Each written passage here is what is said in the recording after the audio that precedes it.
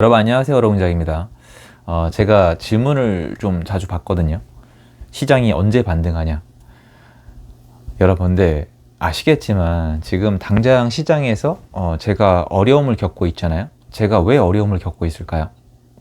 맞아요. 시장에 대한 제 전망이 틀렸기 때문이에요. 틀렸기 때문에 저는 언행일치 그대로 하거든요. 그래서 작년 말 올해 초까지 저는 되게 열심히 활동을 했는데 제가 여태까지 만들어왔던 기술과 스킬로 도저히 이겨낼 수 없는 시장이에요. 왜 그러냐면 가격적인 측면은 경험이든 시간이든 비용이든 경매든 공매든 금매든 간에 제가 어느 정도까지는 커버를 할 수가 있었어요. 지난 몇 년 동안 이건 연속성이 있었는데요. 지금 시장은 그런 거 안 통해요. 왜 그러냐면 거래가 아예 안 돼요. 저는 이게 아예 경험이 없는 건 아닌데 지금 이 정도는 처음이에요. 그러니까 7월, 8월 달에 2차 쇼크가 있었거든요. 제가 현장에서 느끼기에는 1차 쇼크는 올 초에 있었고요. 거래량 자체는 지역마다 다르지만 작년 말부터 줄었지만 정작 가격이 꺾이고 금매도 안 팔리는 말 그대로 정말 마비된 시장은 올해 초 한 2, 3월 달에 한번 왔었고 중간에 7, 8월 달에 한 번 더 깎였어요. 7, 8월 달에 가격이 되게 많이 깎였어요. 그리고 지금은 실거래가가 아마 등록이 대기가 돼 있을 텐데 더 낮아져 있어요. 이거는 아마 방송하시는 분들이 모르나 본데 전 전국을 다 다녀서 알아요. 지금 호가가 문제가 아니라 네이버에 나와 있는 매물보다 실제로 훨씬 더 싸게 살 수 있는 매물이 단지별로 늘고 있어요. 그래서 실거래가가 찍힐 것도 있는데 그래봤자 정말 한두 건이에요. 그런데 이제 실거래가가 가다가 아래로 띡 찍히겠죠. 시장이 그 정도로 안 좋아요. 그 정도로 안 좋은데 제가 그런 여태까지의 시장을 제가 흐름을 이렇게 봤을 때 반등 시점을 맞출 수 있을까요? 전 아니라고 봐요. 그래서 제가 이 얘기를 굳이 왜 하냐면은 제가 요새 깨우치는 거예요. 저는 이제 똑같은 태도로 똑같이 임해 왔거든요. 월급만으로 안 된다 그래서 부동산 쪽에 전 죽어라 투자를 해왔고 지금도 하고 있고 전 앞으로도 할 거예요. 앞으로도 그 누구보다 열심히 할 거예요.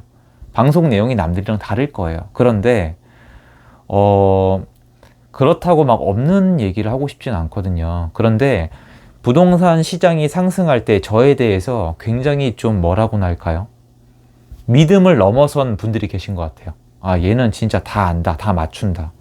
솔직히 저도 약간 제가 정말 되게 뛰어난 줄 알았어요. 일정 기간 동안에. 왜 그러냐면 시장이 너무 척척 잘 맞는 거예요. 왜냐면 예전에 참여정권 때랑 정말 비슷하게 갔거든요. 그런데 요새 느끼는 건 책에서 읽었던 내용인데 내가 잘난 게 아니라 시장이 잘났었구나. 내가 천재가 아니라 시장이 천재구나. 내가 돈을 번 게 아니라 시장이 돈을 번 거구나. 그래서 그 시장이 돈을 다시 뺏어가고 있는 거고 그 뺏기는 과정에서 내가 고통을 겪고 있는구나. 그리고 이런 고통을 겪고 있는 분들이 계실 텐데 마음이 안 좋죠. 그래서 반등 타이밍을 제가 얘기를 하는 이유는 너무 많이들 궁금해하세요. 벌써 지금 보면은 11월 달에 규제 지역 해제한다 그러면은 그거 관련돼서 사람들이 굉장히 뭔가 말이 많거든요. 근데 제가 미리 말씀드릴게요. 소용없어요. 제가 아는 바로는 그래요. 제가 아는 바로는 규제 지역 좀 푼다고 소용도 없고 지금 거래 활성화 시킬 마음도 없어요.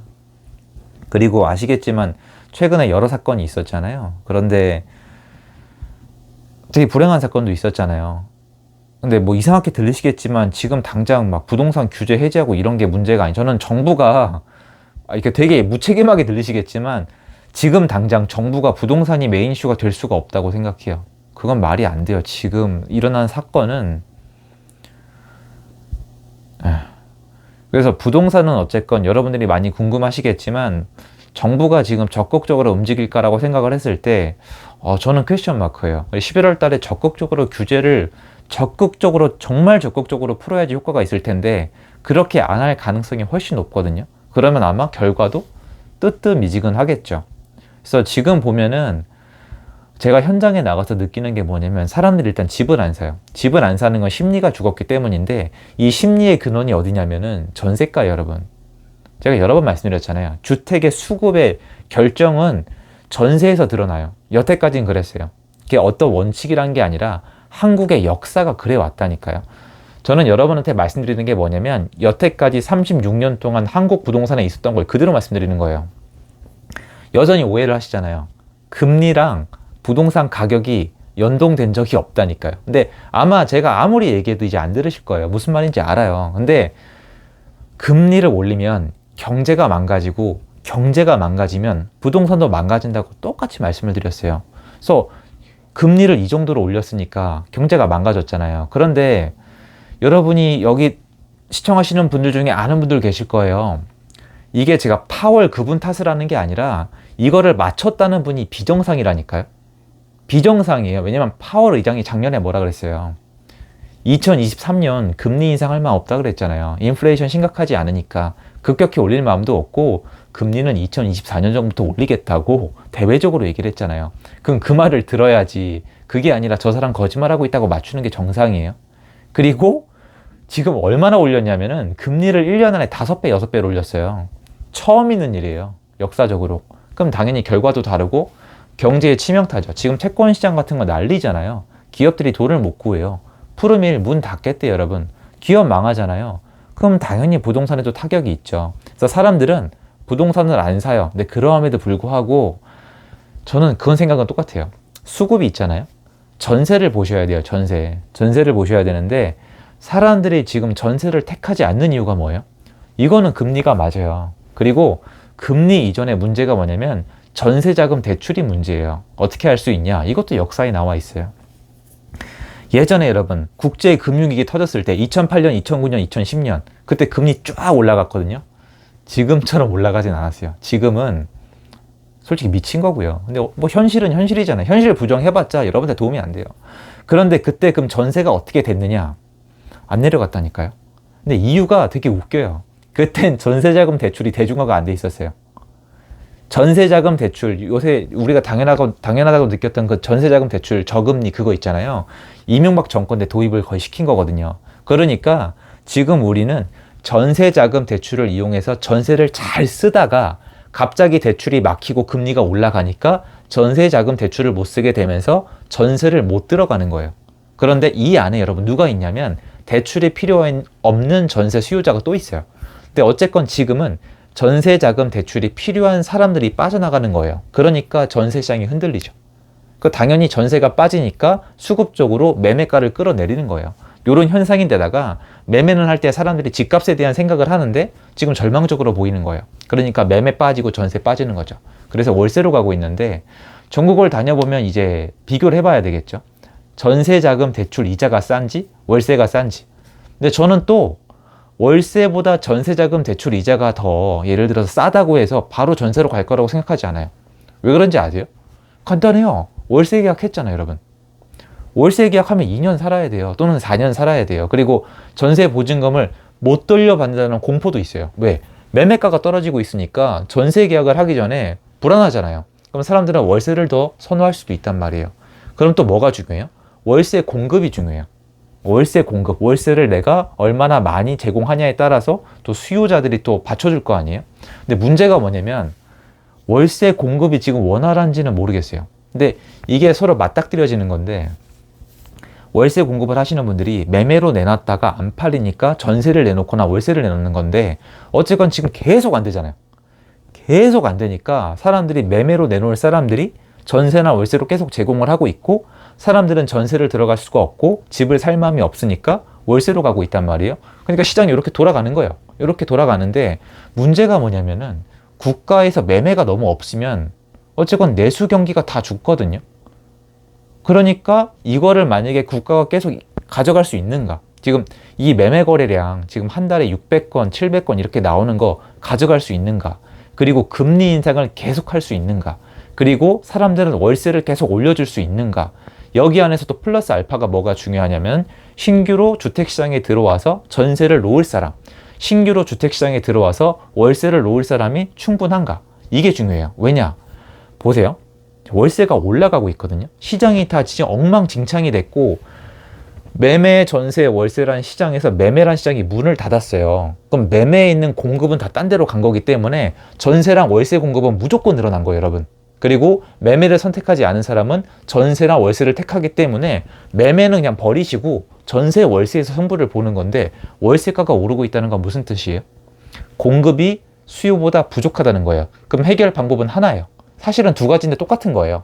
신규 물량, 새 아파트를 많이 넣어주든가 아니면 신규로 그 뭔가 아파트를 사서 전세를 월세를 놓을 분이 늘어나든가. 근데 신규로 매매해서 전세나 월세를 놓을 분이 늘어날 수가 없는 게 2020년도 8월달 이후로 다주택자는 12.4%를 물어야 되는데 2년 동안 없어요. 생각해 보시면 그때가 사람들이 제일 많이 산 거예요. 2020년도 1월달부터 그게 집행되기 6월, 7월까지 2020년도 초반부터 중반까지 사람들이 다주택자가 그나마 마지막으로 빡 들어온 거거든요. 왜냐면 2020년도 초반에 1차로 취득세를 강화를 했는데 8월 달에 2차 강화를 했어요. 왜? 1차로 강화했는데 효과가 없었거든요. 그래서 그 사람들이 지금 팔고 있는 거예요. 그럼 그 사람들이 얼마나 쌓이는지는 몰라요. 근데 갱신권을 못 쓰는 분들은 또 계속 나와요. 근데 월세는 계속 올라가요.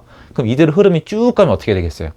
쭉 가면 수급이 결론적으로 또 안 맞게 될 건데 저는 공급이 부족할 것 같거든요. 왜냐면 신규 진입이나 신규 다주택자가 부족할 거기 때문에 그러니까 시간의 문제는 맞는데 그 사이에 매매가가 얼마나 흔들릴지는 알 길이 없어요. 그래서 지금 보시면 우리가 생각해야 되는 건 되게 간단해요. 제 생각에는 월세 시장, 전월세 시장의 수급이 앞으로 맞을까? 그리고 국가는 이 거래량이 괜찮을까? 그리고 금리를 계속 올릴 수 있을까? 이런 것들은 전 주로 보고 있거든요. 그런데 조심스럽죠.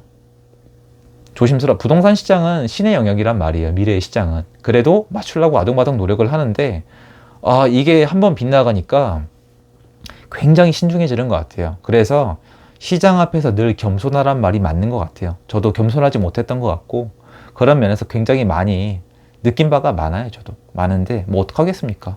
그리고 지금 당장 제가 힘들기 때문에 시장에 대해서 왈가왈부 할 수가 없어요. 제가 알기 때문에, 제가 너무 잘 알기 때문에. 그래서 여러분도 많이 힘드실 거라고 생각이 드는데 어쨌건 뭐 제가 말씀드렸지만 이런 많은 분들이 보는 거에서는 섣불리 미래에 대해서 말씀은 안 드리겠지만 어쨌건 저는 그런 요소들도 시장을 보고 기다리는 것들이 있다. 요걸 좀 말씀을 드리고 싶었어요. 그래서 힘드시겠지만 뭐 지금은 여러분 현실적으로 방법이 없어요. 뭐 팔려야 팔죠. 그리고 이제 가격적으로도 여러분이 솔직히 팔기 싫은 가격, 납득이 어려운 가격에 내놔야 팔리는 시장이거든요. 그것도 어렵고 전세도 옛날처럼 나가는 것도 아니고 그래서 거의 월세를 놓으시는 거거든요. 근데 또 월세를 놔도 되는 분이 있고 놓으면 안 되는 분이 있고 근데 시간이 앞으로 지나가면서 어떻게 될지에 대해서도 지켜봐야 돼요. 왜냐면 진짜 복합적이에요. 아까 말씀드렸잖아요. 여러분이 기대하는 것처럼 규제가 딱 풀리면 움직이는 게 아니에요. 이게 생각해보면 되게 애매모호한 게 첫 번째로 자 월세가 전세보다 이제 안 좋다고 쳐요. 여러분 많이들 들으시잖아요. 월세가 전세보다 이제 안 좋아요. 그러면 월세로 살던 분이 갑자기 전세로 빡 갈까요? 아니라니까요. 월세 계약 이미 했잖아요. 만기 채워야죠. 그리고 두 번째로 매매가가 내려오고 있으면 전세 계약이 또 꺼려집니다. 약간은. 물론 전세가율에 따라 다른데 옛날엔 전세가율이 낮았으니까 괜찮은데 지금 전세가율이 높기 때문에 역전세 우려가 있단 말이에요. 요거 지켜봐야 돼요. 자, 그리고 금리 인상이 멈춘다? 내려간다? 신의 영역이기도 하지만 파월 의장이 말을 완전 180도 바꿨단 말이에요. 한국은행 바꾸셨잖아요, 사실. 베이비 스텝 얘기하다 갑자기 빅 스텝 얘기하셨잖아요. 그리고 뭐 미국 탓을 하시면 그만이겠지만 어쨌건 간에 누구도 믿을 수가 없고 그리고 기준금리와 시중금리는 달라요. 그리고 자, 금리가 이제 상승이 멈추고 내려갔다고 쳐요. 그럼 내려가면 뭐예요? 대출이 나와야 문제지. 대출을 또 규제하고 있잖아요. 그럼 또 소용이 없단 말이에요. 그럼 규제는 풀렸어요? 규제는 안 풀렸단 말이에요. 그러니까 변수들이 되게 많은데 변수들 안에서 사람들이 지금 안 되는 쪽으로 보고 있단 말이에요. 안 되는 쪽으로. 근데 여러분이 이거는 알고 제 채널을 보셔야 돼요. 저는 원래 되는 쪽으로 보는 사람이에요. 저는 시장에 대해서 긍정적인 생각을 하는 사람이 저는 이미 이게 몸에 뱄어요. 그래서 지금 힘든 거예요. 저는 긍정적인 생각을 가지고 해요. 처음부터. 그래서 그건 여러분이 알아주시면 좋겠네요. 저는 될 걸 찾아보고 될 거라고 믿고 잘 될 거라고 믿고 기다리면 될 거라고 믿고 이쪽으로 가요. 왜냐면 그럴 여지가 있고 제가 생각하는 시장의 구성 요소가 그러하다면 그렇게 가거든요.